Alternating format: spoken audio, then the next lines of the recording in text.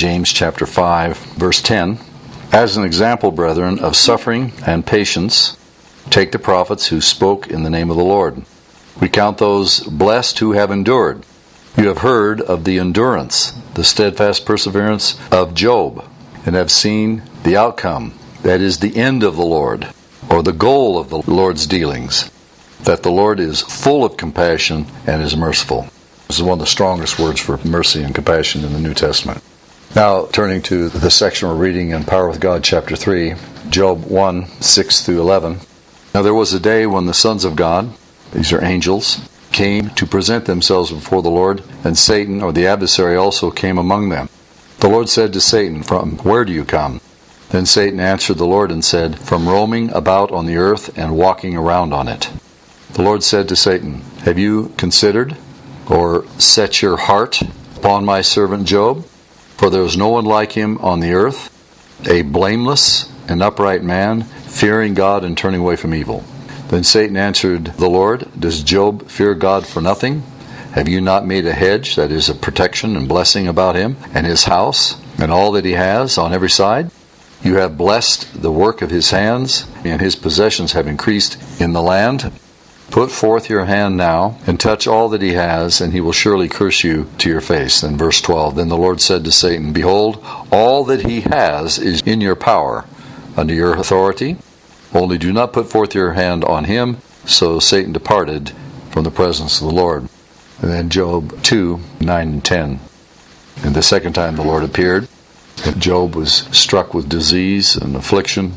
And so Job 2:9, his wife said to him as a result of that affliction, "Do you still hold fast your integrity? Curse God and die." But he said to her, "You speak as one of the foolish women speaks. Shall we indeed accept good from God and not accept adversity?" Actually, the Hebrew is evil, so it's adversity. In all this, Job did not sin with his lips.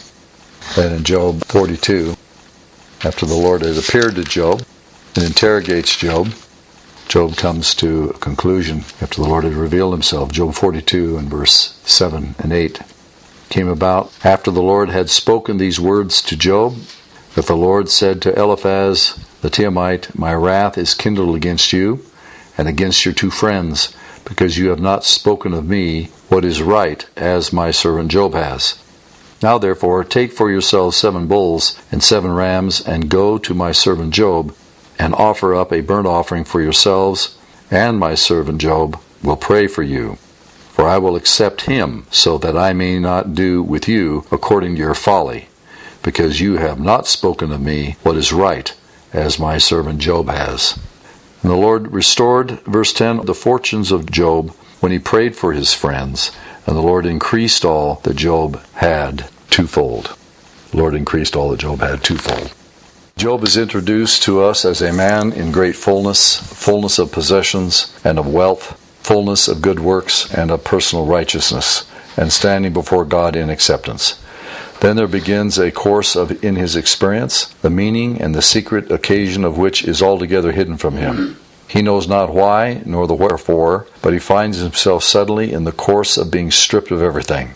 One thing after another is stripped from him, all his possessions, all his relations, all his friends, all his righteousness which is of works, and with it all come the investing, the encompassing, the onrushing of those hostile forces with their suggestions of accusation, condemnation, and judgment. In other words, Satan, the arch-Pharisee, speaks through Job's 3 friends.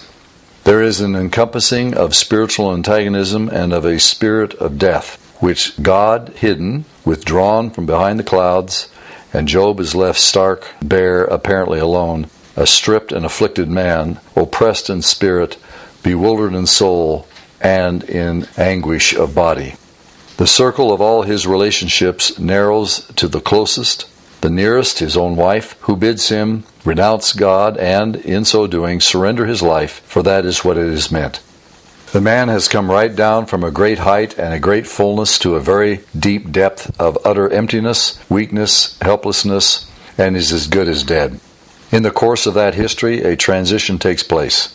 You can hardly perceive it, but it does take place.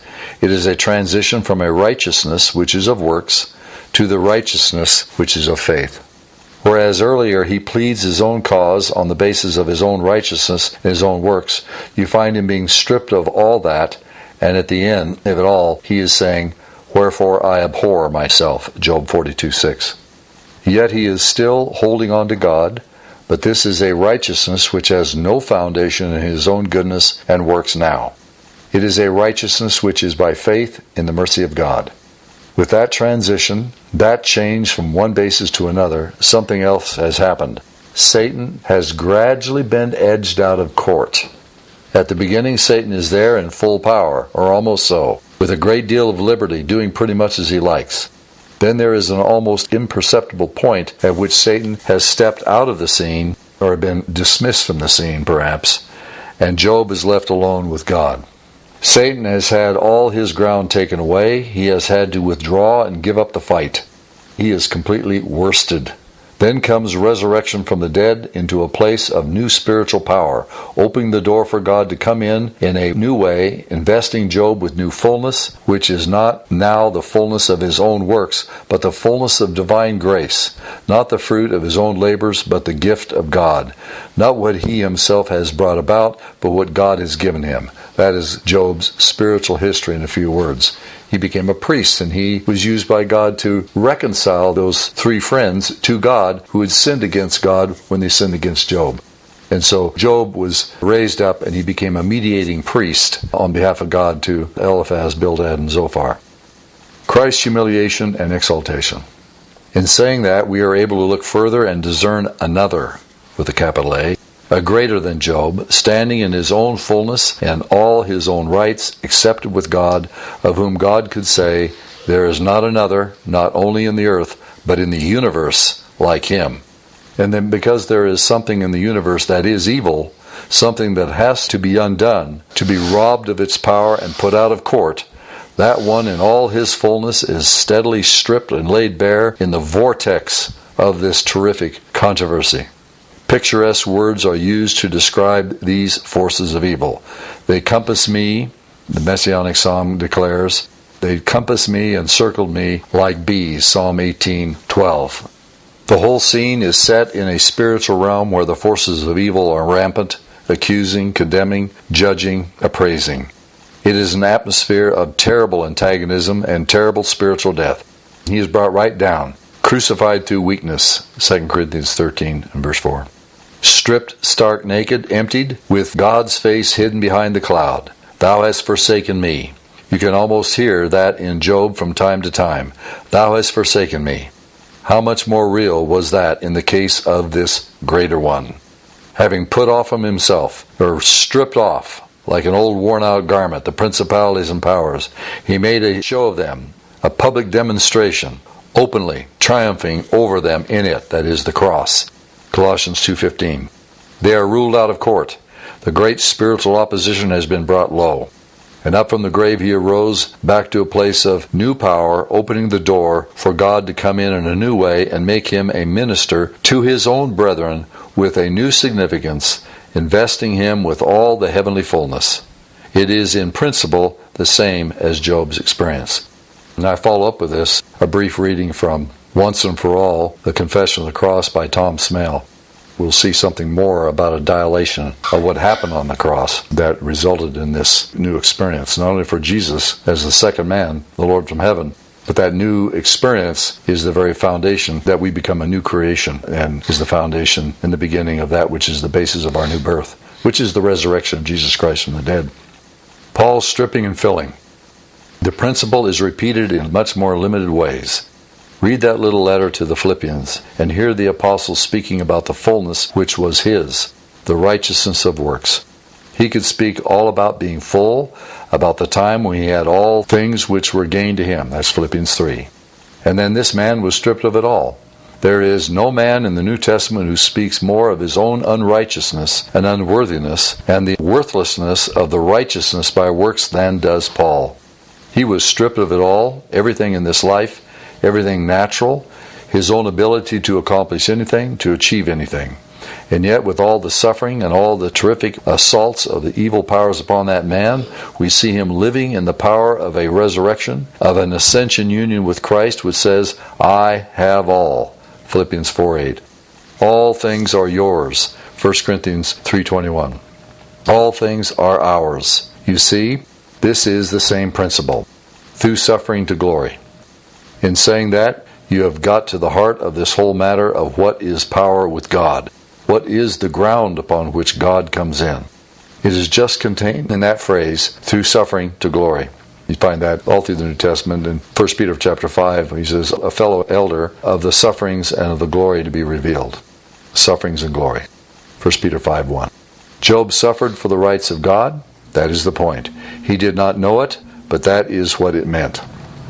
What was all this about in heaven? Satan had come to God, and God had indicated his servant Job. Hast thou considered my servant Job? Oh yes, I have considered him all right. I know all about Job. You can see the sneer, the leer. Yes, I know Job. There is not another like him in all the earth. Him. Does Job serve God for naught? I have so spoiled all your work, God, that even the best among men have an ulterior motive. Even the best of men, as you would call them on the earth, are time servers. You think that Job serves you because he is devoted to you? He is only serving you for what he gets out of you. You have not a man, after all, even Job, who is so disinterested and selfless as to trust you and serve you without the idea of reward. I have spoiled that whole lot for you, and your best are like that. This is what is implied. This is the sneer of the devil, that he has spoiled God's work to the very last man, even to the best. But how does he do it? He only can do it with the cooperation of man, by man yielding to whatever temptation and whatever way in which Satan draws him out. Satan can spoil no man without there being some consent. All right, says God, you claim that there is nothing whatever in the whole creation that will satisfy me, that will provide me with ground for my pleasure? I accept your challenge.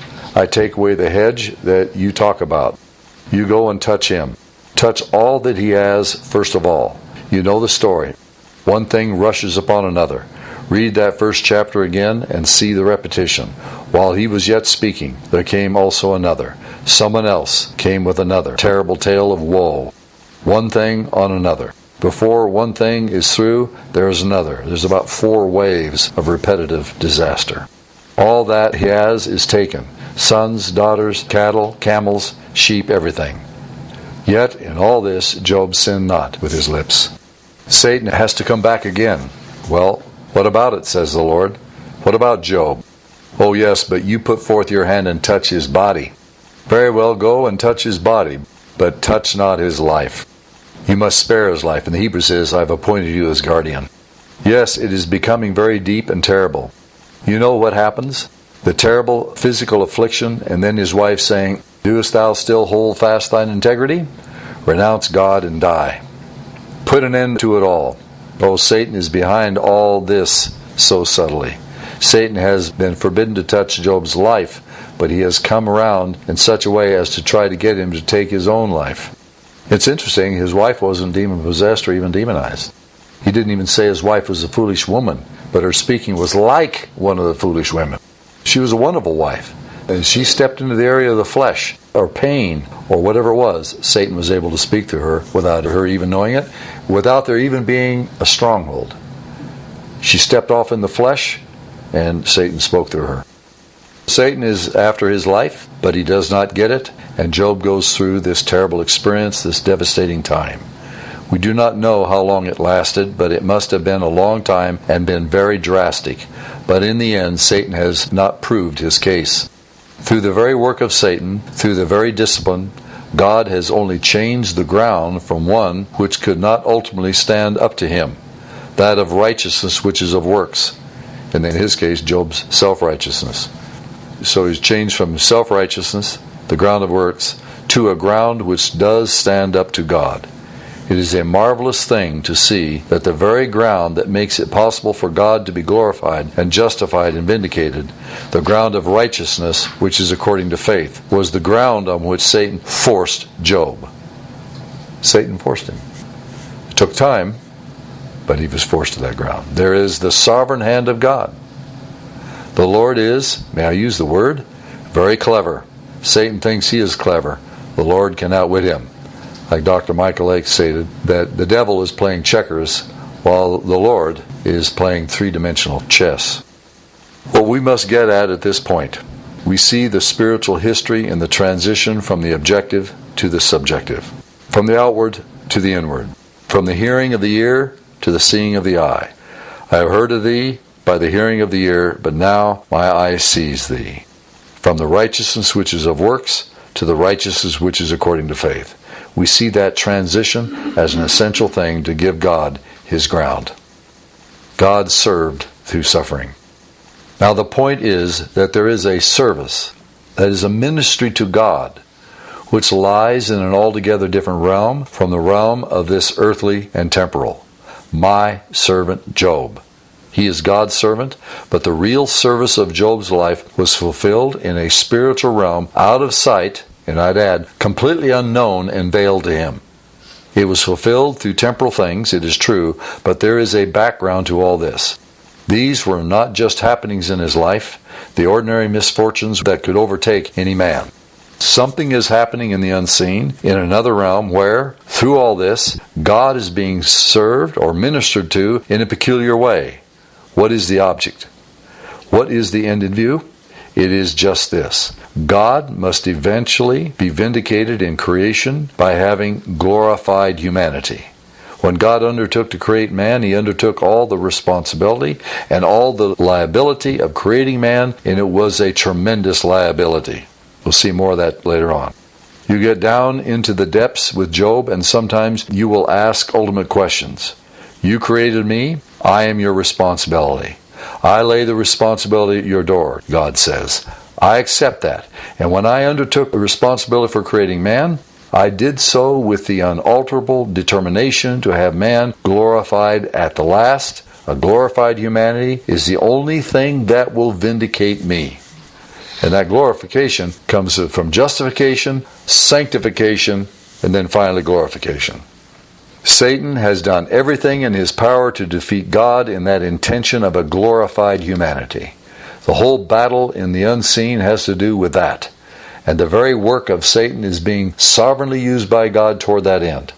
Job's last state is only, of course, a figure, a suggestion of man raised from the dead and exalted to a very high position and filled with divine fullness or dignity, majesty, all that's in being glorified, all through grace, all through the mercy of God, acting sovereignly. That is the end in view.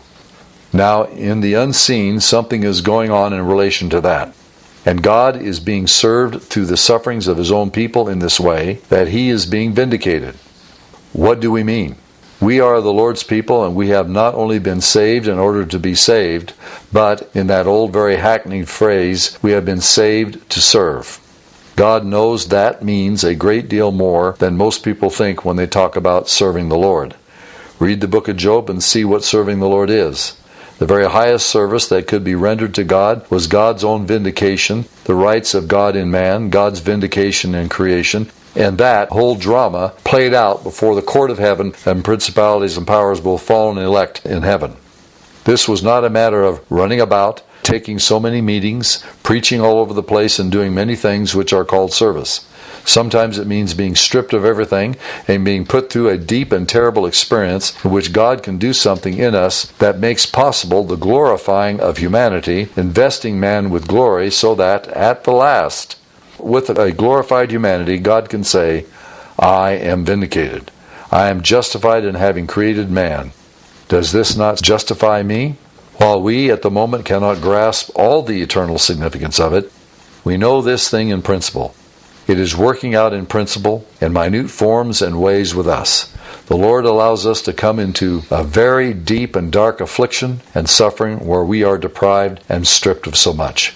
We go down into the depths, and Satan seems to be having it all his own way, just riding over us.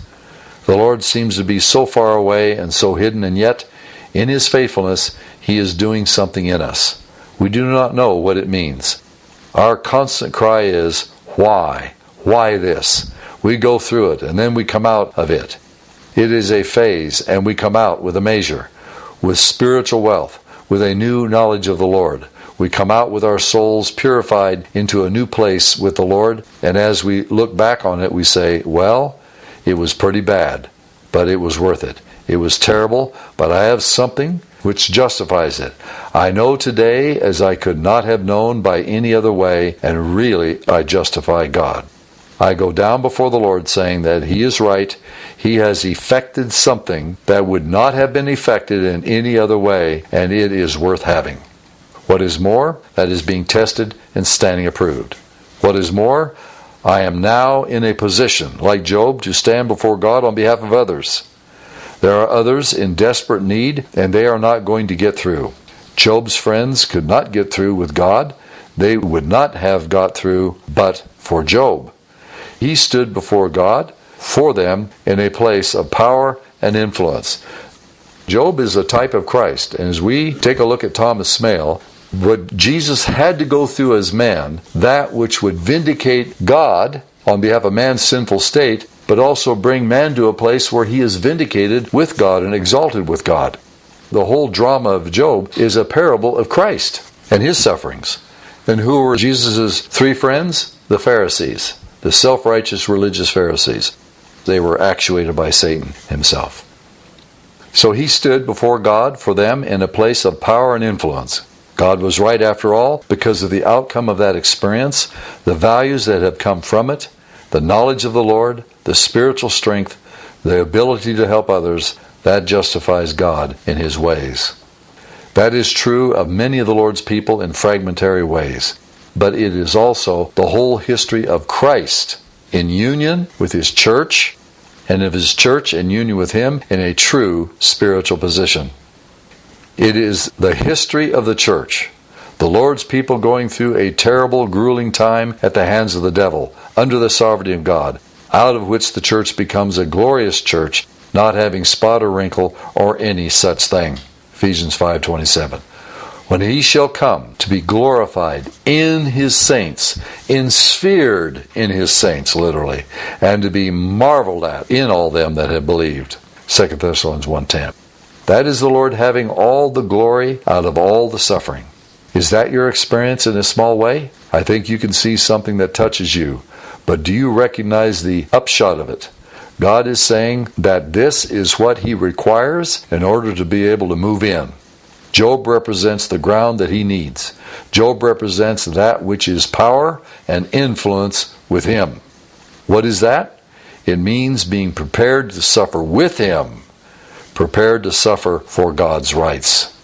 We have a great deal more light upon this than Job had. Job did not know about that interview in heaven. He knew nothing about Satan appearing with the sons of God and all that took place, the challenge and permission given.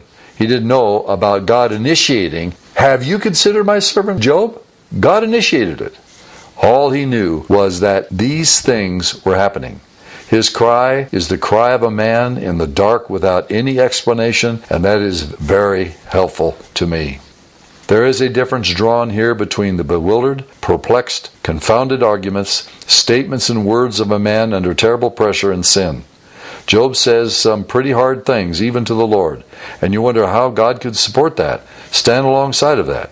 Yes, when we are down under the pressure, the enemy lying to us, especially about God, and God seeming to have hidden Himself and left us, we are bewildered, perplexed, and confounded, and the whole thing is so terrible that we begin to cry out and challenge God as to His faithfulness, as to His love.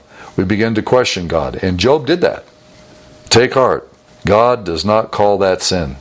I do not mean that we can take liberties with God, but we may get to the place where, because of the intense difficulty of the way, the deep suffering and affliction, because God seems to be outside of His universe, and Satan seems to be doing all he wants, and we are involved, and everything that is ours is involved, we cry out even against God and question His faithfulness or His goodness. These are the cries, the groans, almost the screams of a bewildered, perplexed, baffled soul passing through an experience which has a spiritual meaning beyond the understanding or knowledge or apprehension of that soul. And God does not call that sin. He understands our frame, our humanity.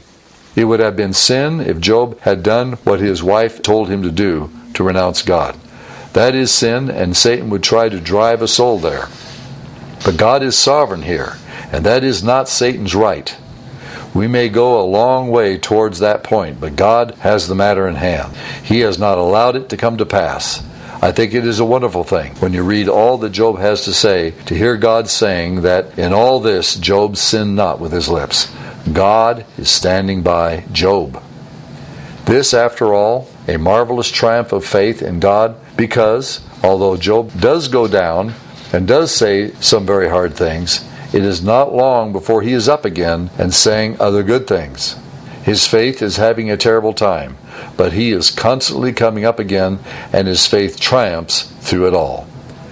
After my skin hath been thus destroyed, yet from my flesh I shall see God. In other words, his hope ultimately is in the resurrection. Job 19:26. That is faith in resurrection. What is it that prevails with God? Power with God does necessitate our standing for God's rights and serving Him in that intensely spiritual sense. There are all kinds of things here on this earth which may serve the Lord, but there is a service, a ministry to the Lord, which is deeper than things, deeper than our activities here, that is exclusively located in the heavenlies. And that's what we see in Paul in his prison epistles, the book of Ephesians. Look at the battle he got there. It was all in the heavenlies. Ephesians, Philippians, Colossians. The greatest service we can render to God is His own vindication. And that can only come by Him redeeming, transforming, and glorifying humanity. That is what He is doing with us, and He is doing it through suffering.